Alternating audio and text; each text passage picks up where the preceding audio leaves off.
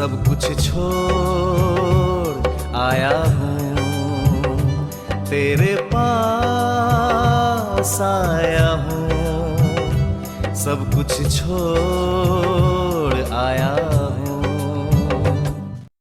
प्रभु यीशु मसीह के सर्वश्रेष्ठ नाम में आपका प्रेम भरा अभिवादन। पवित्र बाइबल के 32वें भजन संहिता के 4थे वचन में हम इस प्रकार पढ़ते हैं, क्योंकि रात दिन मैं तेरे हाथ के नीचे दबा रहा और मेरी तरावट धूप काल किसी झुर्राहट बनती गई। मनुष्य और परमेश्वर के बीच मुख्य अंतर यह है कि परमेश्वर पवित्र, परम पवित्र है, जबकि प्रत्येक मनुष्य पापी है।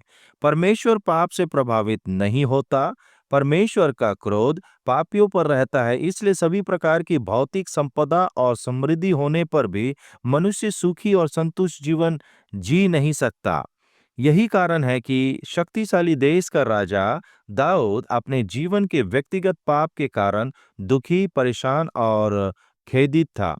चाहे दिन हो या रात, परमेश्वर की चेतना उसका पीछा नहीं छोड़ती थी। वह परमेश्वर से कहता है, मैं तेरे हाथ के नीचे दबा रहा, मेरे अधर्म के कामों में मेरा सिर डूब गया और वे भारी बोझ के समान मेरे सहने से बाहर हो गए हैं। 39वें भजन के 11वें वचन में भजनकार कहता है, जब तू मनुष्य को अधर्म के कारण डांट डपट कर ताड़ना देता है, तब तू उसकी सुंदरता को पतंगे के समान नष्ट करता है। सचमुच सब मनुष्य वृथाभिमान करते हैं। पाप के परिणाम भयानक होते हैं। मनुष्य इसके बोझ तले दब जाता है, वह उदास और निराश हो जाता है।